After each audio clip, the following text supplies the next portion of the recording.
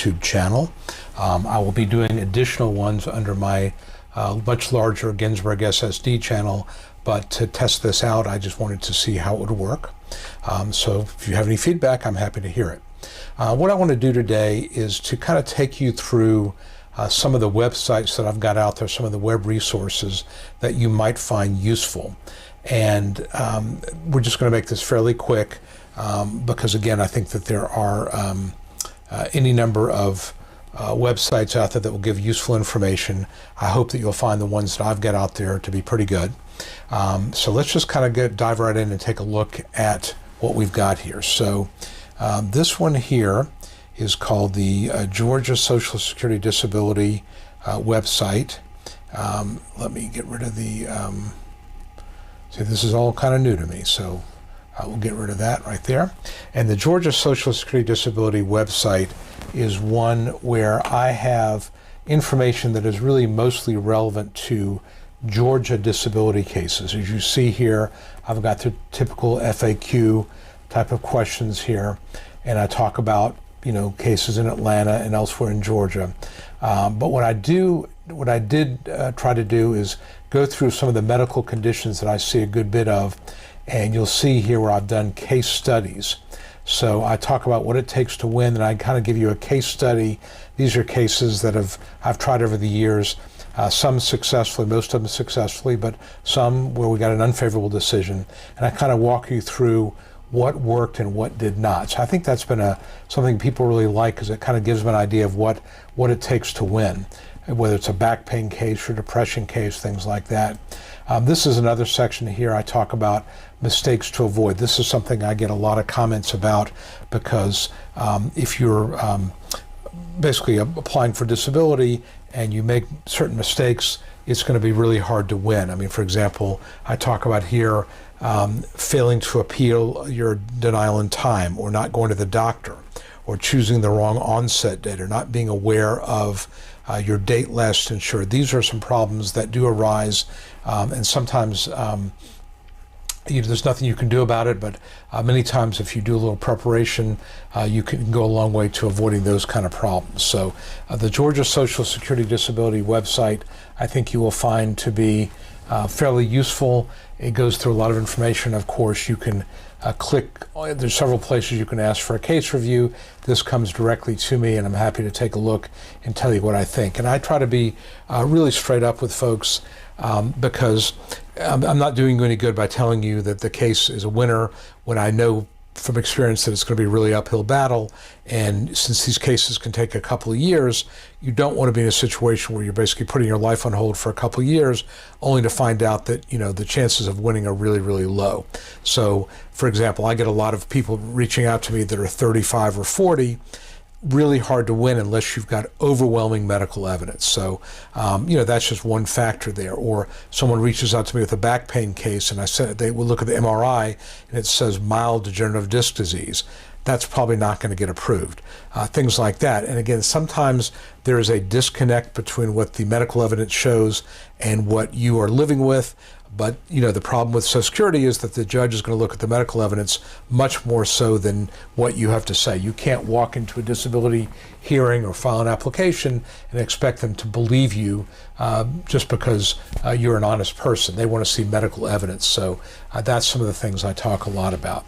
So that is one site, the Georgia site. Here's another site here. I get a lot of people asking me about the listings. And the listings are basically where Social Security has identified certain medical conditions that on their face are disabling. And if we look at the listing here, I've got a link to it. If you go to the listings, we have, you'll see 14 body systems. So for example, if you look at musculoskeletal system, it talks about spinal stenosis and reconstructive surgery.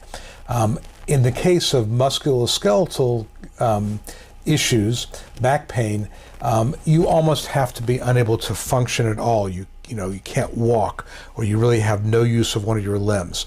Because they see so many back pain cases, they make musculoskeletal listing extremely difficult to meet. So that's one I would tell you is going to be a real uphill battle, despite what you're going through. And it's not really fair. I'm not telling you that's right. I'm just telling you the reality is it's really hard to win those cases. But I think if you look at the listing, there are people who do meet the listing. I just had a case earlier this week. It was a multiple sclerosis case.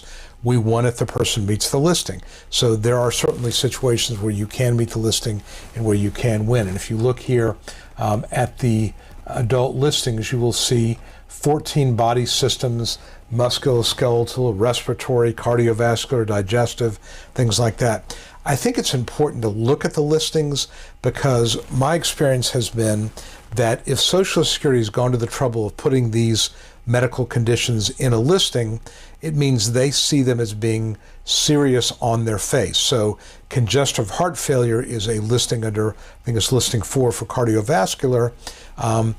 You know that the Social Security recognizes that cardiovascular issues are inherently potentially disabling.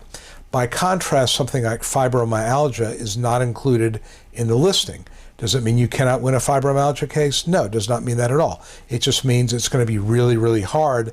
If something is not in the listing, then Social Security has decided that it's, that except for more unusual circumstances, it's probably not something that is going to be disabling, or there's no objective evidence being an MRI or a CT, to be able to prove that in fact the situation is disabling, your medical condition is disabling. So I always tell people, if they're doing this on their own, look at the listings. If you have a condition that is not included in the listing, and you can go to any of the listings here, and let's just give an example of this, and you can search. So let's just say you want to search, carpal tunnel. I'm trying to type here. All right, and you search there, and you will see that there are examples of carpal tunnel, where that might be. And so again, you may find it in the listing, may find it someplace else, but that would tell you, how Social Security looks at carpal tunnel. That is a musculoskeletal situation, but it is not a listing level condition, so you'll see that right there. Let's say we look at depression, let's say PTSD. That is a listing, I believe. Let's see what we got there. Okay, so PTSD, it's going to be under an anxiety disorder, so let's look at it that way, anxiety. All right, so PTSD being an anxiety disorder, if you look here, it says right away, it's under medical listing 12, and you'll see here schizophrenia, depressive, bipolar, intellectually, anxiety. And so again, you can search for PTSD, trauma and stressor related disorders would be PTSD. So you can see that PTSD is something, while it's difficult to win on PTSD, there is a listing for it. Therefore, Social Security recognizes that potentially PTSD is disabling. If you, again, have a condition like fibromyalgia, you have something that is, a condition that is not objectively determinable. It is some sort of, they call it idiopathic condition, much more difficult to win. There's no listing for it. So that's already telling us that Social Security does not see it as being quite as serious. So again, I would tell you, if you're doing this on your own, look at the listings, metalisting.com, and I've got examples here of how to win using the listing, basically what you need to know about it, and how I approach a listing level case. I will tell you, by the way, that in general, listing cases are approved at the listing relatively early on at the initial application, or perhaps at the reconsideration stage. It's rare that I do a hearing and the case is approved based on the listing. Not impossible, but it's fairly rare. So again, the listing, if you're going to try to win early, the best argument to make is the listing, or perhaps the grid rule, but definitely look at the listing if you think you've got a really, really serious condition that might let you win early. So that is the listings, and the website is called metalisting.com. The next page I want to talk to you about is a website I put out there called gridrules.net, gridrules.net. And what the grid rules are, and they technically, the term form, you may hear it is called medical vocational guidelines. What the grid rules do is they are where Social Security has basically recognizes that people over age 50 who are, and I just see we got a comment here. First comment from Gemstone Prepper. So I will get to that in 1 second, Gemstone. But what the grid rules do is they change the definition of disability for people over age 50. And what I mean by that is that Social Security recognizes that a person over age 50 is going to have a much more difficult time finding a job if you have a physical impairment, i.e. if you're a construction worker and you have a high school education and all you've done is construction work, there's not a lot of transferable skills to anything lighter. So even if you have capacity to do an office job, no one's going to give a construction worker who's 55 years old an office job. So even though you may have capacity, you are in fact disabled. So essentially, it changes the definition of disability for people over age 50. So that is what the grid rules do. And I go through a lot of examples. At age 50, you basically have to be limited to what is called sedentary work or sit-down work to make the grids really work for you. At age 55, you can do light work and still be disabled. And I use this one in particular, 202.06, a good bit. What this basically says is, if you are, let's say, 56 years old, you're a high school grad or more, and you don't have any skills that easily transfer, then even if you've done skilled work in the past, you're still disabled. So I have people that have been, they've been teachers or nurses, and they've got a bad back, and I can argue, well, they can't do light work being defined as lifting 10 pounds frequently, 20 pounds on occasion, or standing and walking 6 out of 8 hours in a day.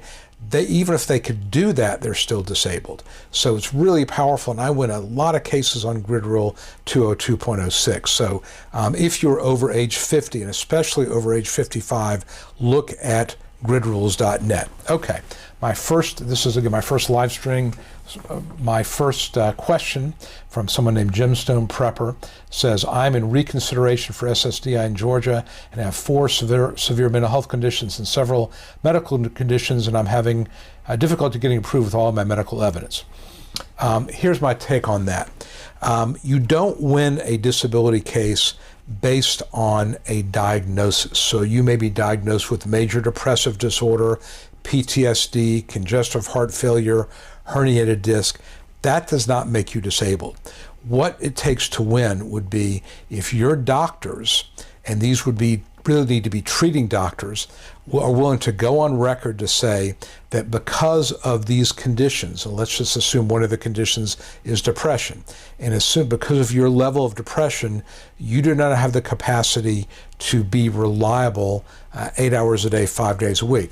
And just to sort of take you to the way the process sort of ends is in a disability hearing, judges have vocational witnesses, and the judge will say to the vocational witness at the end of the hearing, Mr. Vocational Witness, I want you to assume an individual who is 45 years old, 38 years old, 62 years old, whatever the age may be. This individual, because of depression, severe depression, would likely be off task for 15% of the day. Or this individual would likely miss 2 or more days of work a month because of symptoms associated with depression or medication side effects. Would this person be able to sustain competitive work in the national economy? And the answer there will be no. I'm just going to tell you that level of absenteeism is a problem. So what happens is at the initial and recon stage, the adjudicators, again, are looking at listing level impairment. And let's just go back here, since we're talking about this, I'll just walk you through the way I see it. So if we went to the listing and we go to mental disorders, and you see here there are mental disorders, let's just say depressive disorder.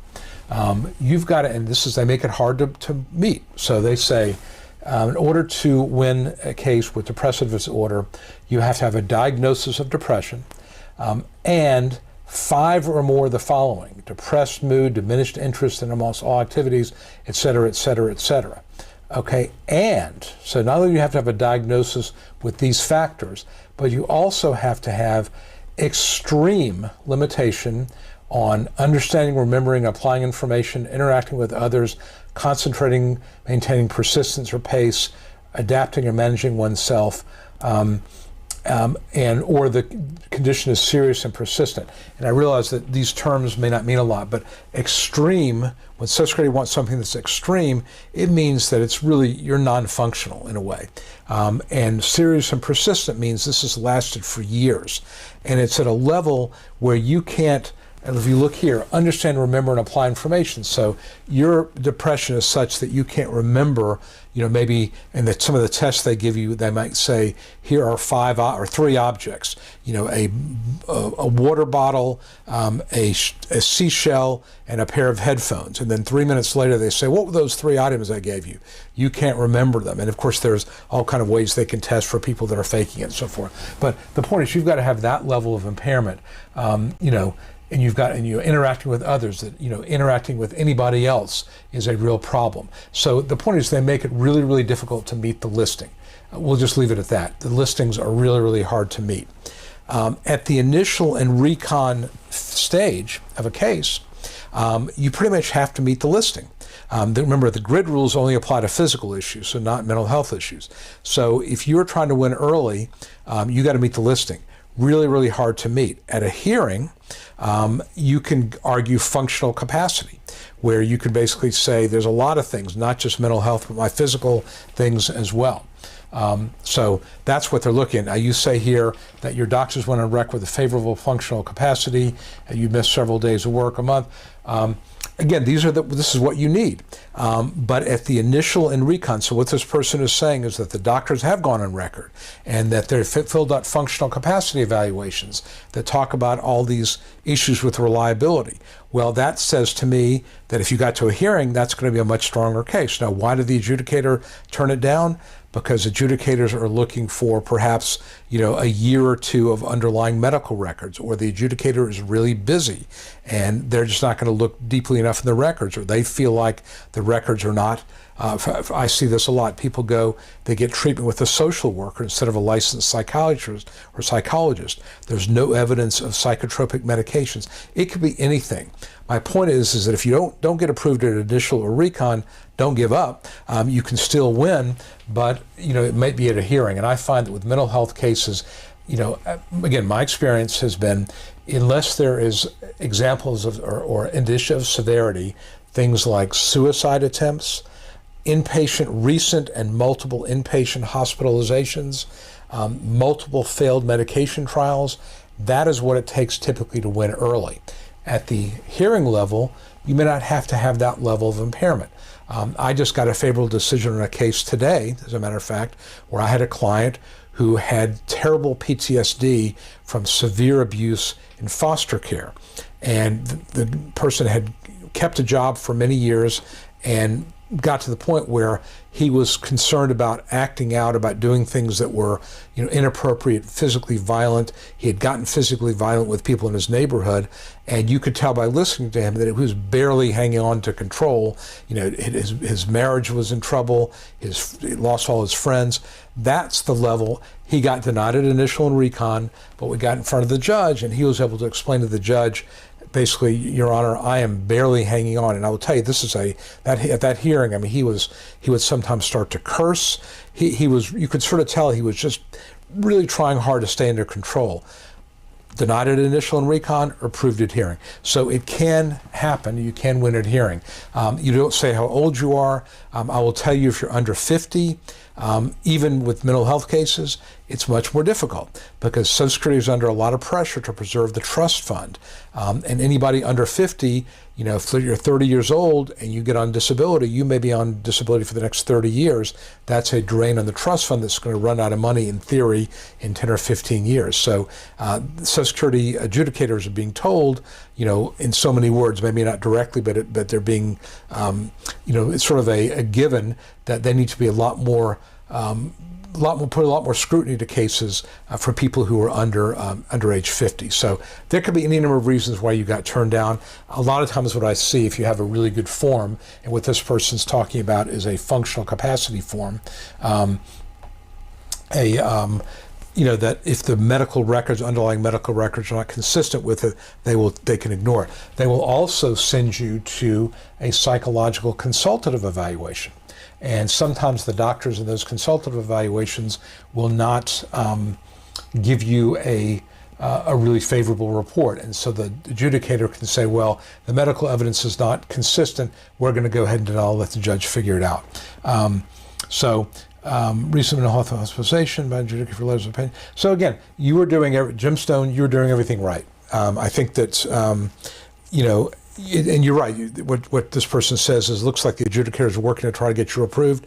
That does happen. I will tell you, I've talked to adjudicators. I've employed adjudicators, and basically they will tell me that there are certain cases they'll go to bat for the person, but they've got to convince the medical consultant in the Social Security office to go ahead and approve that case. So, I think, Jim Stone, you're doing everything correctly. I think you're setting your case up for either an approval at Recon, which is, I will tell you, that's an achievement, because Recon, right now, just to give you idea, statistically, about 35% of initial applications are approved, typically listing level. At Recon, it's about 15%, give or take. At hearing, it's about 46, 47%. So winning at Recon is really hard. So if you got the adjudicator on your side and the adjudicator is trying to help you, then I think you are, you have probably a better chance than most for getting approved early. If you don't get approved at Recon, don't give up. File for a hearing. And I think that, you get in front of a judge and you've got a really strong functional capacity form, you've got ongoing treatment records, support from your doctor, evidence of severity like inpatient hospitalizations. I think you have as good a chance as anybody to get approved. So that's my take, but I really appreciate you tuning in the comment, because like I said, this is all a new process for me. So I'm interested to see how it works. William, thank you. I'm glad to be online. I do a lot of videos, so you may have seen some of those, but again, this is new, the live streaming thing. Okay, so we talked about the listings, we talked about the grid rules. Again, just to recap with the grid rules, if you are over age 50, definitely look at the grid rules. Look at my website, gridrules.net. I think you will find that there is, plenty of times when, especially if you have a physical limitation, you are, have a decent chance at winning. All right, so a couple other websites I want to talk to you about. This is one of my websites called forsocialsecurityDisability.com. This is more of a national site. And by the way, I mentioned this because my practice has changed a little bit. Up until COVID, I was pretty much doing cases only in Georgia because the hearings were done live. As of COVID, as of say March or April of 2020, Social Security went to virtual hearings. So most of my hearings are now done by telephone or by video, and they use Microsoft Teams. So I practice all over the country. So I take cases in literally Maine to California. Still a lot of Georgia cases because people know about me from here. I'm in Atlanta. I do a lot of Georgia cases, but I do a lot of cases all over the country. And so I'm seeing a lot more different judges, getting a lot more different cases coming through. So I have websites out there that are designed to appeal to people not just in Georgia. That's why I've got all these websites out there. And this one is sort of a version of the Georgia site, but I made it more national in scope, where I don't limit it just to Georgia. And again, same sort of thing: FAQs, how to win early, what happens at a hearing, the medical issues with the case studies, and of course the claim review as well. So that's just another site with a lot of information on it. This is a site. This is my podcast, and I have a podcast called SSD Radio, and this is where I interview people. I've interviewed former adjudicators. I've interviewed people dealing with Medicare. I've interviewed appellate lawyers. I've interviewed colleagues to talk to them about what works, what's working for them. We have kind of an ongoing discussion. Hope to do more of that, and hope to do more live streams where I can do these interviews. It's amazing, the technology to do this used to be tens of thousands of dollars. Now it's really within reach. It's pretty inexpensive, and I've got again the technology to make this work, where I can have multiple feeds, cameras cameras and webcams and things like that. And you can see I'm already doing, I can go back and forth between myself and a video or a online. So anyway, SSD Radio is the podcast. I try to get something out every month. Usually, sometimes more recently I've been busy every other month, but I try to get some interesting stuff out there. I did an interview with a lawyer named Brian Konoski, who is a appellate lawyer, and we talked about mistakes that he sees in hearings that people can rely upon to appeal unfavorable decisions. And, just speaking about that briefly, when you apply, we have the initial application. If you get turned down there, you have what is called reconsideration, the first appeal. If you get turned down there, you request a hearing. That's really your best chance at winning. If you lose at a hearing, you can file another appeal called the Appeals Council, which is very low, 1 or 2%, or reversals. I think maybe it's a little higher than that, but it's pretty low, maybe 10%. And then if you get turned down by the Appeals Council, you can go to federal court. The federal court doesn't take every case, but usually the remand, where they send it back to a judge, is about 50%.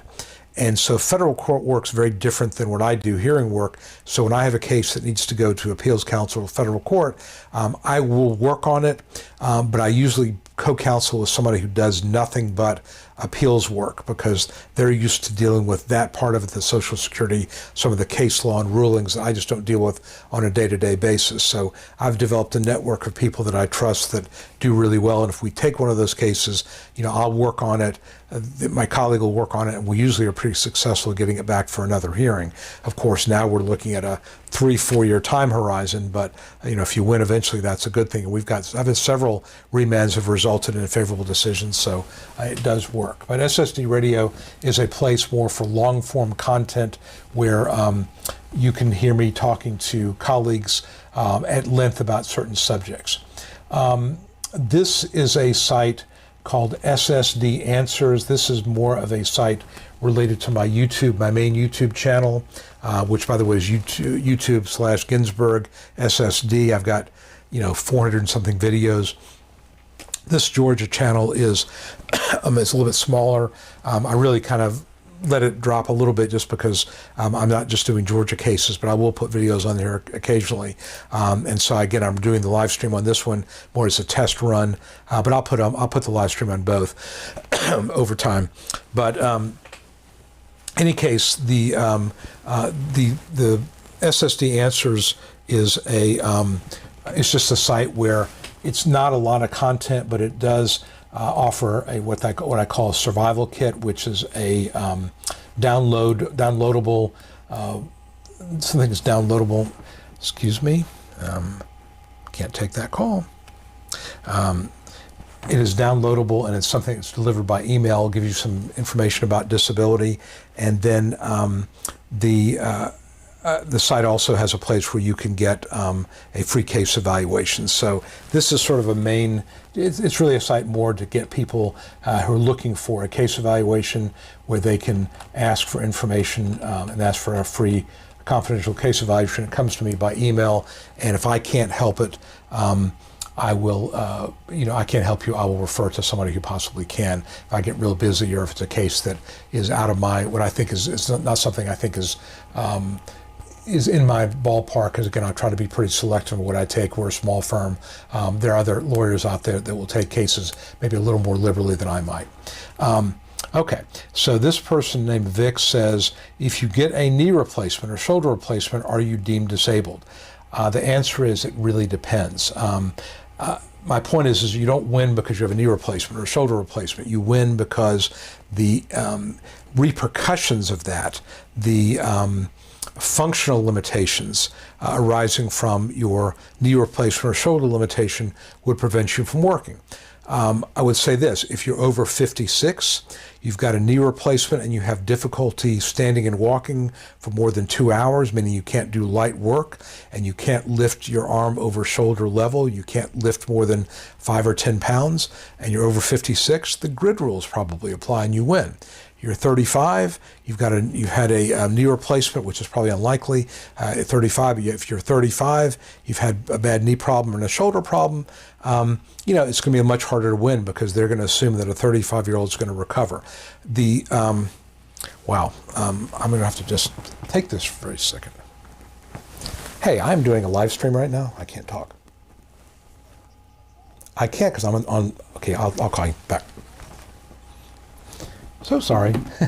My wife was calling me. She's like, why are you not picking up? Because I'm doing a live stream. That's why. So anyway, sorry about that. That's one of the fun parts about doing a live stream. Anyway, the point is that you don't win because of a diagnosis or something that's particularly happened to you. You win because of the functional limitations that do arise from that problem. So the answer is it depends, and it depends on how old you are, your education level, what kind of work you've done, whether you meet the grid rules, or if the knee replacement was successful, was the shoulder replacement successful. It just depends on a lot, but at the end of the day, what you want to focus on would be functional limitations, how this affects your functioning. So that's the answer, Vic, to that question. So there's no, again, I get people all the time, I have congestive heart failure, am I disabled? I have a herniated disc, am I disabled? It just depends on the functional limitations. And I'll sort of, let me kind of wrap this up by saying this. Social Security disability defines disability in terms of how your medical problem impacts you, your ability to function in a job. This is purely, it's functional. It's not about the underlying medical problem, it's about how it affects you. So it could be the underlying medical problem and its functional effects, it could be medication side effects, it could be anxiety that arises from the medical problem that's developed after that because you can't do things you used to do, or pressure that's developed at home, or whatever the case may be. So what you really want to focus on is the question of why could I not work? And the example I always give would be, if I said to you, here is a job. You're sitting at a table, you're putting ink pens in a box, and all you do all day long is put ink pens in a box. You can sit or stand as you need to. You can, basically, you can do anything. Let me just go back over here for 1 second. You can sit or stand. It's climate controlled. There's no odors. There's no gases. There's no fumes. There's nothing out there that would prevent you because the environmental issues. You don't have to lift anything. There's no interaction with the public, minimal interaction with coworkers and supervisors. The question is, if I said to you, your job is to sit there, sit or stand, putting ink pens in a box 8 hours a day, 5 days a week, could you do it ongoing? And if not, why not? So example would be, if you have a really bad back problem, you've got to stand up and walk around, not in the particular your job site, but you have to actually walk around the warehouse to stretch out for 10 minutes every hour. That is considered excessive. If you have irritable bowel and you've got to use the restroom with 30 seconds warning every 45 minutes, that is going to be too much off task. That is a functional limitation. If you have a level of pain that you cannot focus and concentrate because your pain is at an 8 or a 9 on a 10-point scale for 3 hours a day, that is going to be considered excessive. Again, proving that difficult problem, but that's what they might be looking for. If you have to take hydrocodone twice a day and it puts you to sleep, that is a functional problem because you can't work a simple entry-level job when you're asleep. Social Security does not care whether you can get to work. They don't care if there's no bus line. They don't care if you couldn't support your family in a minimum wage job. All they're concerned about is, could you function in this job if it was available? If it was available, not, they don't care whether there is one, but if it was available, could you function in it 8 hours a day, 5 days a week? So that's the main issue. It is not the diagnosis. You could have 3 herniated discs and not be disabled. The question is, if you've got 3 herniated discs and that leaves you where you need to lie down for 45 minutes twice a day, that is the functional limitation. So that's what I want to leave you with, is that disability is really about your capacity to function reliably at work. Okay, last thing I'm going to talk about is Jim Stone, who's been loyally watching for the past 30 minutes or so, says that he or she is 34, has been under pain management with herniated disc and spondylosis, which is degenerative disc disease, walks with a cane, primarily bedridden, on opioids 4 times a day. Again, all those things say that sounds disabling to me. The big problem here is your age. I will tell you, 34 is very young. If the medical evidence lines up the way you say it does, and you've got support from your doctors, you may be one of the rare people at 34 who can convince Social Security that you are disabled and will be disabled, by the way, for at least 12 consecutive months. But part of the reason why they'll deny you early is you are 34. I have found that if it's mental health, age is less of an issue because you don't snap back from mental health conditions. But maybe the combination of mental health and physical things here might be enough. But I will tell you, that is going to be the big burden you've got to overcome, is being 34, because that is very, very young for disability. I do wish you the best. And again, I've won cases for people in their 20s and 30s. It's just really hard. And I will tell you, it's also going to be hard to find a lawyer because, we get paid, as you probably know, a percentage, 25% of past due benefits, only if we win. So, many lawyers know that statistically, people in their 30s don't get approved very often. So, Social Security would increase the percentage or pay us more, not pay me, but pay an attorney more for taking a case with less likely to get approved. You'd find more lawyers interested in doing it. But I know plenty of lawyers who won't touch a case for a person in their 30s. I'm pretty reluctant to do it because my experience has been even strong cases just don't get approved. And you get to the point where you beat your head against the wall, you believe in the client, you think they're disabled, and then some judge comes along and says, well, the person's only 35, and they can pick and choose. They can find evidence in the consultative evaluations or even the state agency, the doctors who just looked at the records that'll say, no, you're not disabled. They can rely on that. Under the law, they're allowed to do that. So that's why it's really hard when you're in your 30s. But again, all the things you're describing here, if you are 54, I'd say your chances of winning are really, really strong. 34, it's going to be a lot more difficult. Just my take, and again, I think there are other, you may find other lawyers look at things differently. And I have several colleagues who, that's what they do. They focus on the really difficult cases because they want to prove that, age should not make a difference. But this is the one situation where being older actually will help you because, again, Social Security just has a built-in bias for people over age 50. Okay, I've been at this for almost 40 minutes. Again, this is my first live stream. I hope that those watching it, either live or in recording, find it useful. And I will be back hopefully soon. I'll put something out on this channel as well as my main Ginsberg SSD channel about the next one I do. I'm going to try to start doing this on a regular basis. Next week, I will be at something called the NOSCAR convention, which is the National Organization of Social Security Claimants Representatives. It's a national convention of lawyers like me who do this. I may take my setup here and try to do some live streams from NOSCAR. I just have to figure out if I've got the technical know-how to do it. But if I do that, then you may see me, in a hotel room or in a hotel ballroom talking to other people and also answering questions. So again, thank you to everybody who has tuned in, and we will hopefully see you in another live stream very, very soon. So for now, this is Jonathan Ginsberg. Thank you very much. And again, if you want to reach me, do so via ssdanswers.com or forsocialsecurityDisability.com. Probably the best way is to reach me. I hope you have a good evening, and we'll talk soon.